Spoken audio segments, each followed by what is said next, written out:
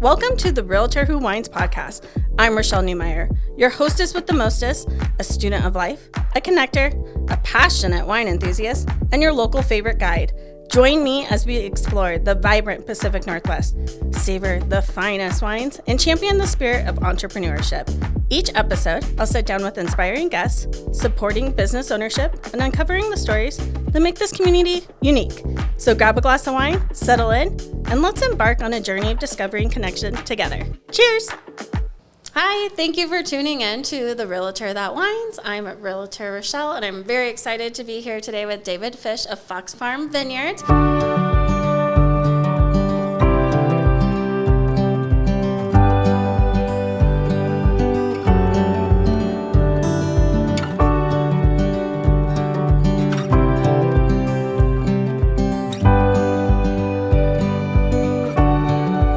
David, thank you so much for having me. Cheers to you. I appreciate you sitting down and having a glass of wine with me. I look forward to playing in the reindeer games. So, for those of you that don't know, Farm Vineyards is in Dundee, Oregon. There's a tasting room here, and then also they have an off-site property that sometimes special events are hosted at. But David, give us a brief introduction to you and the business. Thank you for that. So we're small and very local. This will be our 20th year of winemaking, so that's kind of cool. We are named after the road. We're on Fox Farm Road, which is only about a mile from our downtown Dundee tasting room. That's where we got our name.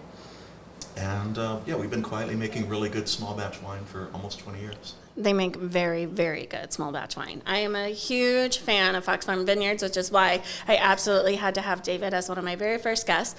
I would love to share your journey about how did you trickle into the wine ownership business and the wine tasting room and winemaking. I know that that's not where your roots began. So how did you journey here? Sure. So I started as an apprentice wine steward at a resort in Vermont. It was owned by Lawrence Rockefeller's hotel company, a very fine resort. And I was their assistant wine steward. I was a kid. I was, I think, 18 or 19. And I was offered an apprenticeship there. A number of years later, they opened a resort out near Scottsdale. And I moved out there and ultimately became their wine director. I was there for 11 years. There was a lot of lateral moves after that. I helped a friend open a restaurant. I waited tables. I tended bar. I worked in liquor stores and wine shops. I was a consultant. I was a concierge. I did everything good or bad you can do in food and beverage and hospitality for a long, long time. Yeah. And then in 2005, we came up here for a symposium. Mm-hmm. And at that symposium, I re-met a guy who became my business partner, a lady who became my wife. So that was a great visit. It was a great visit. We took all of our money, maxed out our credit cards, bought some vineyard land, and started Fox Farm Vineyards. I love that. And what has been your journey so far? Once you bought the vineyard, did you know because of your work history, what your next step should be? Or what helped you map out, now what? We have this vineyard, now what do we do? My business partner, Thomas, and I, both huge wine nerds, wine lovers, and we recognize the quality here. It's limitless. I talked to a Burgundy winemaker once upon a time, and he said he felt handcuffed there. Because in Burgundy, there's no more land, and there's really strict rules. Here you can do almost anything you want. Mm-hmm. It's a great place for dreamers, a great place to reinvent yourself. He said, let's just go for it. There's no plan B. We just started making wine and have gradually grown, and we love what we do. Yeah, and it shows. Thank you. I know selecting grapes, so you don't grow all of your grapes, and so you partner with other vineyards and you source grapes. How do you decide where to get grapes from, or what parts of the country to even source grapes from? Sure, that's a solid question. So far we've only gotten grapes from Oregon, and that is likely to remain the case. Mm-hmm. I love Washington wines. I love wines of California as well. But my number one hate is paperwork, and I don't want to do a second. I don't know anyone that loves paperwork. Second agricultural report, second tax report, second set of licenses. Sure, yeah, that makes sense. So we get wine in Oregon, and as you said, we have a lot of different vineyard sources. We own one. It's a small home property named after my wife, Desiree Estate Vineyard, which is cool because all those husband points trickle down. Oh, for sure, yeah. And there are other vineyards close by that we lease part of them, and most of them are quite big. But we might have an acre here, acre and a half, acre and a quarter. So a bunch of small batch sites from when we get 2 tons, 3 tons, 4 tons, and make small amounts of wine. And do you partner with your winemaker on like where you should be sourcing grapes, or do you just say to him, I want to make this amount of wine or this variety of wine? Like, how do you make those decisions? We work closely together. The answer is I decide the vineyards we use. I decide when to pick. If there's a blend, I'm a big part of it. But it is primarily our winemaker, Michael, and his associates that are doing all the real grunt work. Okay. I do some of the farming. Yeah. But he's our Jedi. I love that. I love that so much. And then when you open the tasting room, like what kind of atmosphere and vibe were you hoping to present and that you do offer here at Fox Farm Vineyards? So I've been out wine tasting. You've been out wine tasting. Many Absolutely. of us have. Yeah. Some places you walk in, you feel like you're in church. You're being Yes. quiet, don't touch anything. And you better be really smart. Yeah. And Yeah. other places you feel like you're in a big dumb gift shop. And Sure. so Yeah. we're more than a man cave. We're kind of like a big living room, but we're comfortable. I'm wearing a Hawaiian shirt. Yeah. It's not Clooney and Armani. It's Yeah. whatever. No, I love that. That is the perfect way to describe the tasting room, is that it feels like a living room because it's comfortable, it's welcoming, it's casual, but like the wine isn't casual, it's elevated. Oh my gosh, I've never thought about calling this like a living room, but you nailed it perfectly. That's a great way to explain it. And they have big tables and small tables, so if you want to bring in a larger group, like 8 to 10 people, there's space for that, or if you're just coming with one friend or two friends, there's space for that too. You also like to do a lot of fun events. I know sometimes you have like music, sometimes like there was the Girl Scout cookie and wine pairing, like you do lots of fun stuff. What are some events that you might have throughout the rest of the year? So everything is up in the air. A lot of it's weather dependent. Oh, but for sure. We do have a big courtyard out back where we could accommodate perhaps up to 65 people.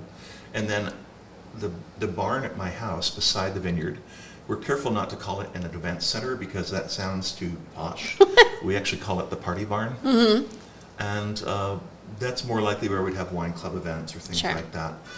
But we've had and loved doing wine dinners for the restaurants. We've had movie nights. What is something that would surprise people about the wine industry that you don't think they know? Almost everything, there's a license for it. I have a federal license. I have an Oregon license. We now sell wine in Arizona and Nevada. I have state licenses there. As of today, we have one in Maryland. So every expansion you do, there's more paperwork involved. And it's not the end of the world, but that's not why people get in the wine industry. They get in the wine industry because they want to drink wine. Yeah. I'm not saying don't get in the wine industry, but you'll be surprised. Or have a really good partner that loves paperwork. Yes, absolutely. I have a coworker, Amy, and she's smarter than I am, and she likes details. She loves Excel sheets. She's probably making sure all the dimes in her purse are face up right now. She loves organizing things. Yeah, very detail oriented. Amy is amazing. Shout out to Amy. Yes. If you come by the tasting room, you might just meet her in person. Talk to us about the Chardonnay that you're drinking today. Certainly. So this is the Chardonnay from our home vineyard, again named after my wife, the Desiree State Vineyard. Ladies, first of all, can I just say first a vineyard's named after his wife and now a wine? Like, hello, fellas, take notes. And then in very small print, we wrote Les Enfants, French for the babies. They're very young vines. So we only have a half acre of Chardonnay there. In our very first year, this wine, we only made about 30 cases, perhaps 85 cases last year. So everything we do is real small batch. Yeah. That's amazing. And when you decided to make Chardonnay, was there certain fruits that you were hoping that would come through? Like, did you want a buttery Chardonnay, an oaky Chardonnay? Like, what was your vision for your Chardonnay? Another excellent question. The most popular Chardonnays in America are fairly oaky, fairly buttery. Neither right nor wrong. That's not exactly my favorite style. Sure. We like ours a little more subtle. So we did age it in oak, but in older oak barrels. Older barrels are more subtle. They don't overpower the wine. And we're not big enough or cool enough for a mission statement. But if we were, I would hope you find Fox Farm wines to be perhaps aromatics first, fruit and acid second, oak and alcohol third. Oh my gosh, yeah. I think you just wrote your mission statement. Note to self, add to website. Yes, and although we weren't aiming for one thing, we just wanted to let the vineyard sort of express itself. I think this smells a little bit like, sound funny, a little bit like baby powder, sort of a nice talc aroma, a mineral aroma. I think it smells a tiny bit like pineapple, and it's probably the way Taylor Swift's Sweater Door smells too. Probably. Yeah, for sure. we're not 100% research is still out, but that's what we're hearing on the streets. What would you recommend to pair with your Chardonnay? Like if someone was going to have it with a meal, what would you say would go good with it? So here in Oregon, Dungeness crab is affordable and plentiful. It's fantastic with crab. We frequently have shrimp dishes. We had a chicken and mushroom pasta last night. It would be very good. As a rule of thumb, white wine works well with creamy things. As a rule of thumb, white wine works with fish, etc. Will you also talk about the wine I'm drinking? I'm having the 2023 Pinot Noir from Willamette Valley. Yes. So Pinot Noir is the gold standard of Oregon. I can say this, that Dundee is to Pinot Noir what Maine is to lobster. It's just considered very true. among the best of the best of the best. And Pinot Noir should not be too dark. It should be fairly graceful. That's, again, something we try to do. But everything is preference, not qualitative, just preference. If I like coffee and you like espresso, so be it. Yeah. If I like Pilsner IPA, that's just a difference of richness. And this is a medium-bodied Pinot Noir that hopefully is, again, mostly aromatics. A lot of people say this smells like strawberries or cherries. It's not unheard of for Pinot Noir to smell a little bit like cola. It's not unheard of for it to smell a tiny bit like leather. And in a funny way, I think this smells a little bit earthy. Now, earthy doesn't mean potting soil. Sure. But, mushrooms are earthy. Potatoes are earthy. When you go walking in the woods in November and all the leaves are down, it's kind of an earthy aroma. Yeah. So that's the way I perceive that wine. I think that's why I like Pinot Noirs so much. I had someone tell me once I like the taste of dirt because I like the way Pinots taste. I like when you can taste the barrel on different wines or bourbons. What would you pair with this Pinot Noir if you're having dinner tonight? Anything in the world with mushrooms. And food doesn't have to be fancy. This is really good with a lot of comfort foods. Things like shepherd's pie is one of our favorite foods. We have that a lot. Yeah. We have turkey very often. We have pasta very often. Pinot Noir it works, again, with almost anything, but that's just what we frequently eat at home. If you were going to have prime rib, you might prefer our Syrah. Oh, yeah. But for something of medium intensity, again, comfort foods, Pinot Noir will knock it out of the park. So some of our listeners are like newbies, like maybe haven't ever gone wine tasting or have only dabbled a little bit. What is some advice that you would give like someone just first starting to dip their toes and like maybe consuming wine or trying out a wine tasting? First of all, don't get too tied up in what other people think. For sure. It's all about you. It really is.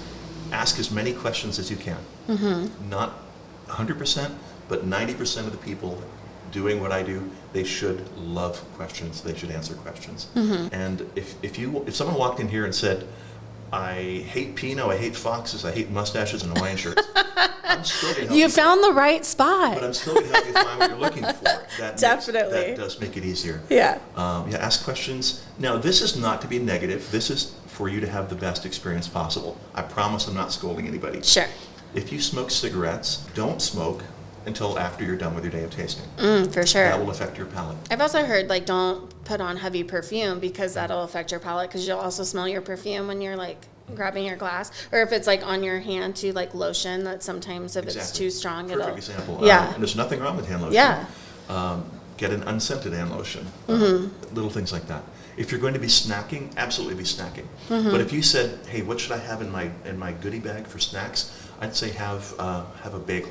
Oh, great idea. Don't have chili, lime, spicy nacho chips. Sure, for sure. Yeah, because it'll totally change what you're drinking and how you drink it. I'm not saying you won't enjoy it, but if you want to learn, for sure, giving yourself a clean slate and a head start is never a bad way to start. That's all very good, solid advice. Obviously, people can get your wine here at the tasting room in Dundee, which I highly recommend.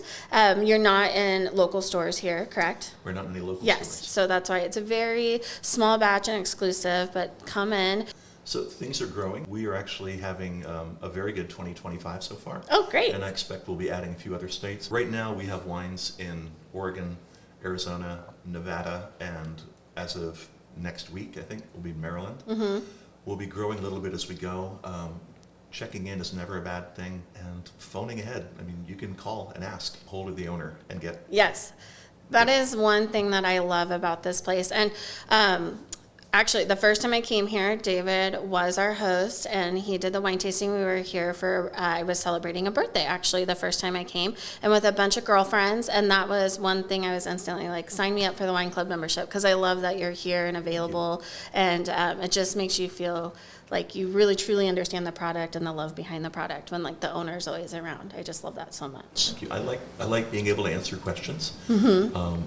You mentioned other states, so we're going to be doing a wine dinner in Arizona. Oh, cool. At Beckett's Table on Thursday, April 3rd. And where's that in Arizona? It is approximately 36th Street and Indian School, close to the Camelback Corridor, close to Arcadia. Okay. And you can book that reservation directly with the restaurant. Okay, that's amazing. Great to know. So if you're in Arizona, definitely check that out. What about any promotions or things that you have going on here in Dundee? We are at the end of the winter season here. It's been kind of slow, and I don't know what the weather is today, probably 50 and chance of rain. That's not Palm Springs, but it's not Buffalo either. It's pretty civilized. And as the weather gets nicer, we'll be doing more and more events. Right now, we're open 5 days a week. Starting late April, we'll be open 7 days a week. And we are toying with the idea of encouraging people to phone ahead in the following way. We're likely to say, hey, our tasting is $25, but if you make a reservation, it's only $20. Perfect. I love that. Win-win. Yeah, definitely a win-win. So if you're going to be in the Dundee, Oregon area, definitely go ahead and give David a phone call to make your reservation. It's super easy and painless. And then you also save $5 per tasting, which would be awesome. Yeah, when you're doing that, mention Rashelle, mention the podcast. Yes, please. And that will be that will activate the $5 discount. I love that. So, obviously, I'm a wine club member here. I'm a huge ambassador of this winery. I love the wine. I love the atmosphere. Will you talk a little bit about what the wine club is and what it entails? Fox Farm Wine Club members save between 20 and 30% of the regular retail price. And we release wine generally 4 or 5 times a year. It will be discounted 20 to 30%, and it averages about $75 at a time. So as an overview, you assume it's about $300 a year. It's about a case of wine a year. Wine club members get to enjoy complimentary tastings. They get free or reduced admission if we're doing wine dinners or special events or things like that.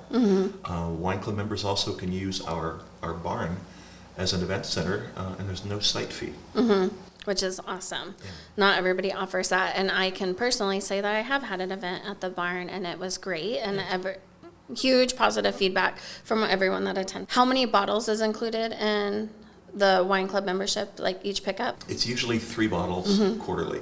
It could be 2 bottles reserve, it could be 4 bottles of a better value, but you assume it's 3 bottles on average. every other month. Yeah. Well, not every other month, sorry. Quarterly, approximately Valentine's Day, approximately Mother's Day, approximately Labor Day, and approximately Thanksgiving. So if someone wanted to join the wine club, obviously they just come in and there's just a painless form that they fill out, right? And you put them in the system, or? It should take about 90 seconds. Yeah. So there's no reason not to do it. Thank you. And we could do most of it over the phone. Yes, that's true too. Do you ship wine if people are passing through and don't live locally but want to become wine club members? Absolutely. We ship wine almost everywhere. The most important thing is some states have laws that prohibit that. That's their laws, not Oregon state law. Another thing is we're always really, really careful about the weather.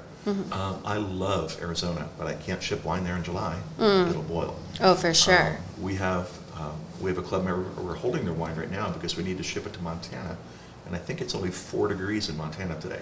You don't want the wine to be damaged by heat or cold, so we can ship to about 40 states when the weather is right. Again, for anybody that's like brand new to being in the wine industry or just consuming wine or being a fan of wine, what is a good temperature to keep your wine at? So if you went wine tasting on a Saturday and then you came home with 6 bottles, like what should they do with it to make sure that they don't turn? Is I guess the proper word, right? Or like Turn makes sense. Yeah. Not to be negatively affected. Sure.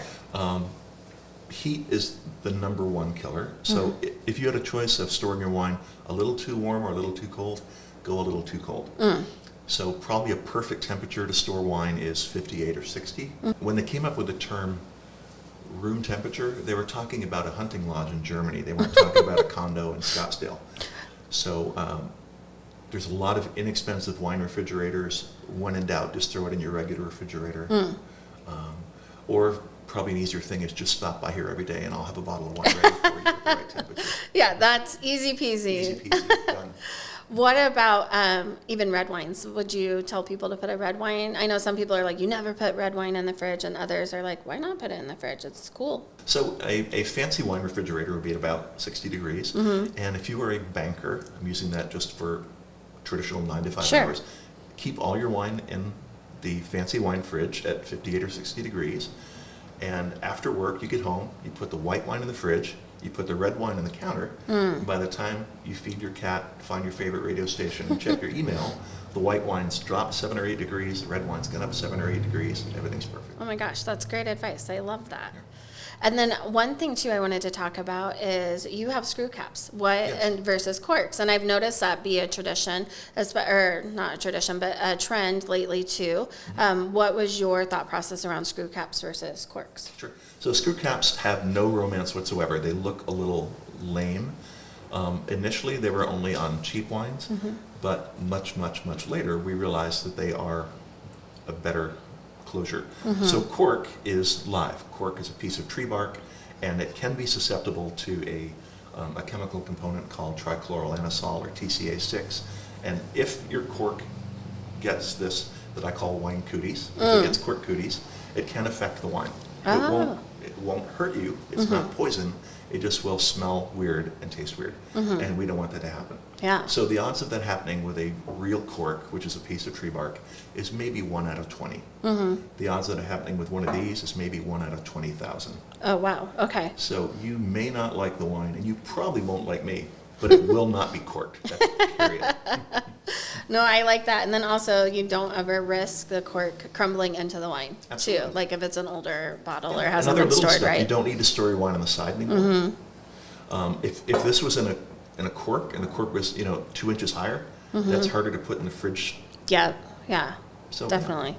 Yeah. It is the way of the future. And you don't get your corkscrew confiscated at the airport. Yeah, so true. Yeah, when you're traveling, these are much better and easier to work with, for sure. What about glasses? So we're drinking out of Pinot Noir glasses. Do you ever recommend certain glassware for certain varieties? I'm going to upset a lot of people, especially people that sell glassware.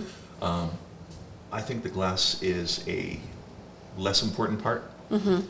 I would much rather drink a $7 wine out of a coffee cup with a person I love rather than a fancy wine out of a fancy glass if I don't care for that. I love that. Yeah.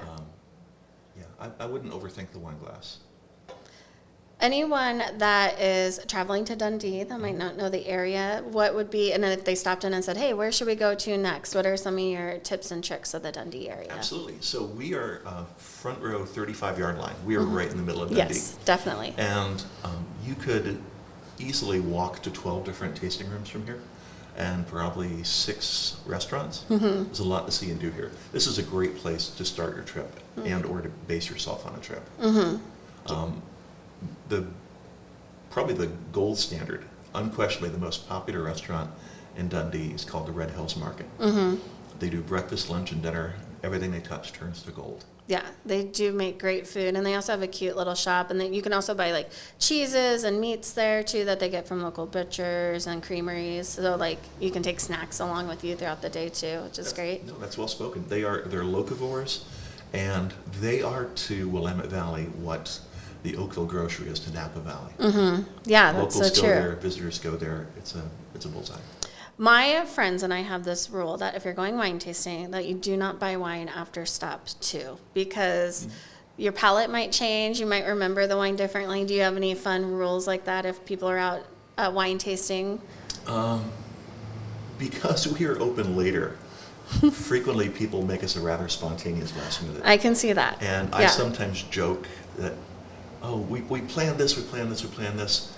You're random. I'm like, so we're a booty call. Well, thanks for coming in. The wine booty call. That's hilarious. Call, yes. I will say, actually, I do love your hours, because sometimes, especially if it's after work and I want to like take a client just for a glass or an industry partner, so many places close at 5 or 5:30, which that's when some people are available. So I do like, especially on Fridays and Saturdays, you're open later till 7. And then during the summer, do you go till 8 or do you stay at 7? Well, I want to make sure that I'm not getting too greedy on this.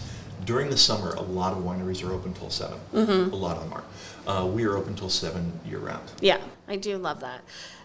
In fact, the other day, I grabbed a sandwich at a local market, and I was driving home. I was like, I'm just going to stop in and see David and eat my sandwich there. And I had a glass of wine with it, and it was amazing. You had this wine? I did, and I was eating, it was curry chicken sandwich, and it was so good with the Chardonnay. It was like the spicy, and then that made it a little bit lighter, which I liked. So Thank you. awesome. So we talked about the 2 wines that we're drinking. What other wines, or how many, if someone comes in and does a tasting, how many wines do they get to try, and what's the variety? Because sometimes when you go in to, because like you said, this is Pinot Noir capital, right? Sometimes you go in and you're tasting just 4 Pinot Noirs on a flight. Sometimes it's a wide range. Will you talk about what your flight is and how many wines people can expect to taste? Sure. So on today's menu, there are 5 wines. On today's menu, there's Pinot Gris, Chardonnay, Pinot Blanc, Pinot Noir, and Syrah. Other wines we frequently switch in, we might have Sauvignon Blanc, we might have our Rosé. Our dry rosé. Sometimes it's bubbly on the flight. But that's another thing you can double check. We do change our menu frequently, but when you're calling around to make your reservations and calling here, there's nothing wrong with saying, hey, what's on the menu today? And especially if I know ahead of time, maybe we can switch things around to make it more suitable. Yeah, I love that. And just so everyone knows, they're allowed to bring in snacks and outside food. Absolutely. And I love that. I love that so much. David, thank you so much for having me in the tasting room today and for being one of my first guests on the podcast. I appreciate you so much. Thank you. If I was a dog, I'd be wagging my tail. I appreciate that. Cheers to you. Cheers.